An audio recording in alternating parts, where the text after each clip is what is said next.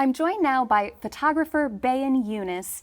Bayan, thank you so much for being here. I'm thrilled to talk to you. You are so talented, and there are lots of layers here. Start with when you became interested in photography. Yeah, so I became interested in photography when my sister was taking photo classes herself. I was her model, and even though I dreaded every moment of it, when I entered high school, I was like, I need an art class. Why not try this out? And it just kind of stuck. When you started in photography, did you immediately start with digital, or were you using a film camera? How did you kind of dip your toe in? Yeah, so the way that Carroll High School's photography program works is the first year you focus on just like the fundamentals of film. You start out with film in the darkroom, and then you move on to like digital and composition. Did you feel like learning the film aspect of it and developing and all that informed the way you produce art now? I would say with just like how time consuming it is, it made me a little bit impatient and like I looked forward to digital more. But I will say the beauty in developing and just like being a part of every step of making that photograph was very rewarding. Okay, I am fascinated by your work because I don't know if it's done in the editing or how you work with basically silhouettes to make one image out of several images. It's just beautiful. I'm obviously not articulating it well. One of your pieces in particular, cut from the same cloth. Yeah. I stared at that for a long time.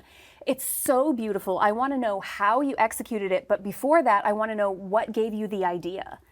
Yeah, thank you so much, by the way. I would say with all of my images, with the exception of my newest series, I don't have a particular process. Whenever I have the motivation, I'll take like hundreds of like self-portraits or like draw silhouettes. And when I do feel motivated to create, I'll just look at my giant reservoir of images and I'll just like pick. And so when I made Cut from the Same Cloth, I love mirroring. So I was like, ooh, this one, the eyes were like very intense, like let's go with this. Yeah. And I don't really know, I just kind of made it. But then like later on it took some like analyzing my work to realize what the meaning behind it is. Okay, so am I hearing you correctly that you just take a bunch of photos and then you decide what the final image is going to be? Yes. Do you ever decide what the final image is going to be and then take photos to make that happen? Never, no. That's insane. Okay, you also mentioned that you were your sister's model when she was doing photography. I assume maybe she still is, and you hated it. But now you are your own model all the time? For the most part, yeah. Yes, which is so cool. What made you decide after loathing it to just be your own model? I suppose convenience. Like That's fair. Like whenever I was free to shoot, it would be midnight, and I don't know anyone who wants to be up with me at midnight. Sure, So. especially taking pictures. Yeah. Okay, when you go to put a piece together, do you know what the end result is going to be, or are you piecing it together and letting it sort of show you what it's going to be? Just that, yeah. I just piece it together, and a lot of the times, like as I'm piecing it, I'll have an idea of what I want to make it into. But then when I do that, it like feels very forced. So then I have to like go back like a few steps. But then it always like ends up working out when I don't have any intention behind what I'm doing. Do you ever look at a finished piece and learn something, maybe about yourself or your frame of mind or something that you didn't really realize you were thinking or feeling, but then it presents itself? Yeah, when I started my first series that won more recognition, I didn't really have an idea what I was getting into as I was creating, but as I was developing titles for them, I realized that it did speak to like some things I was like experiencing like that I didn't really talk about. Yeah. So I really like played into that when I like made my artist statement.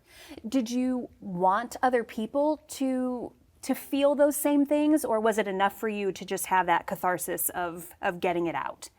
I think for me, it's a lot of it's mostly the catharsis, but I have been like told that like my work is really powerful and that like they can see a lot from what they feel in my work. So Yeah. I feel very, like that's my main like metric of accomplishment.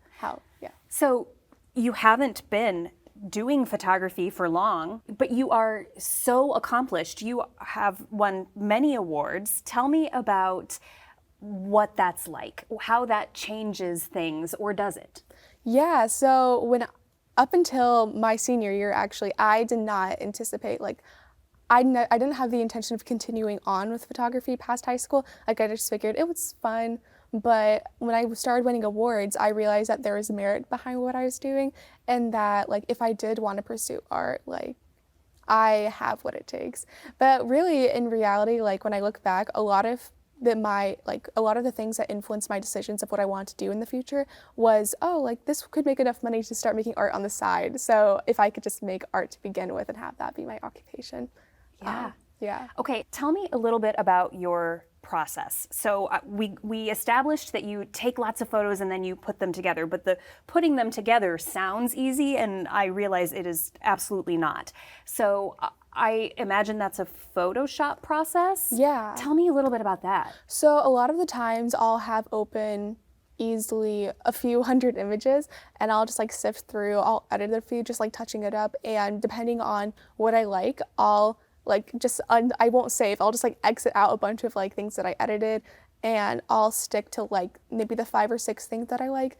And then I'll duplicate a lot of those layers, put them on top of each other. And in Photoshop, you can adjust how the layers interact with each other. So that's a main component of my process.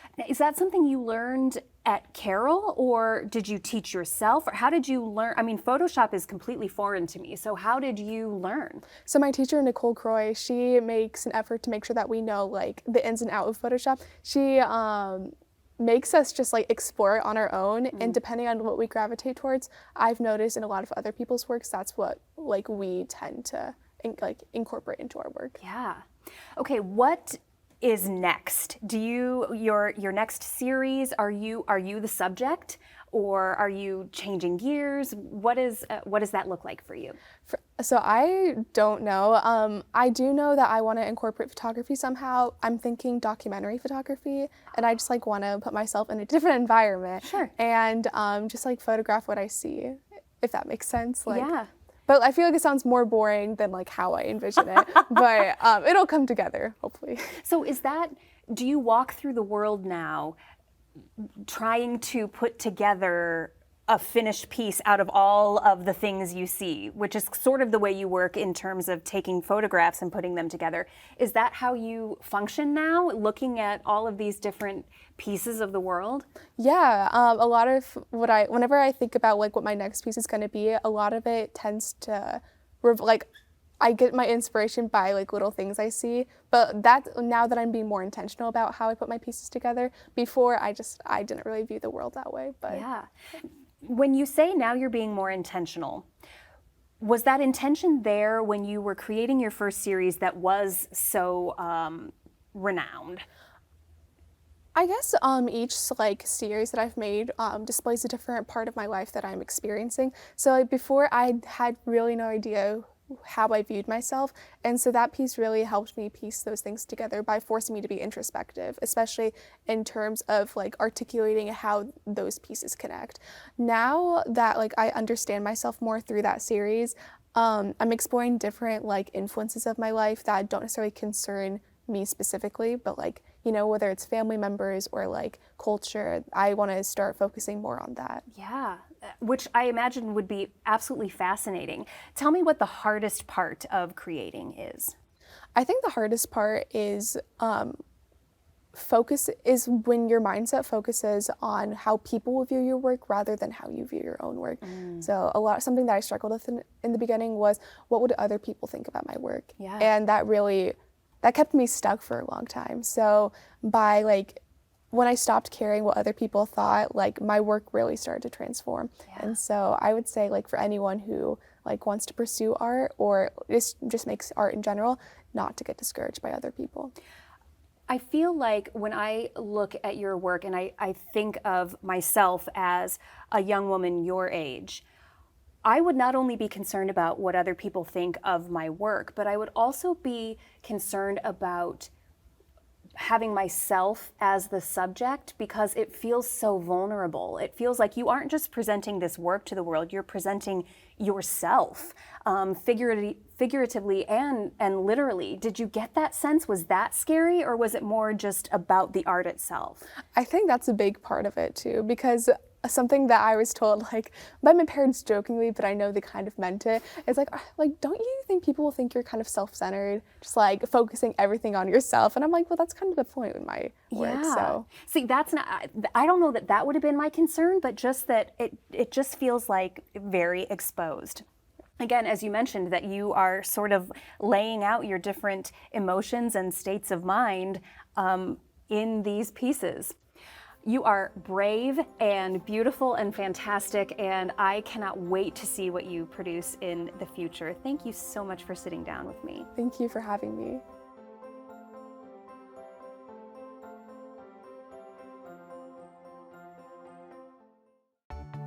Arts in Focus on PBS Fort Wayne is funded in part by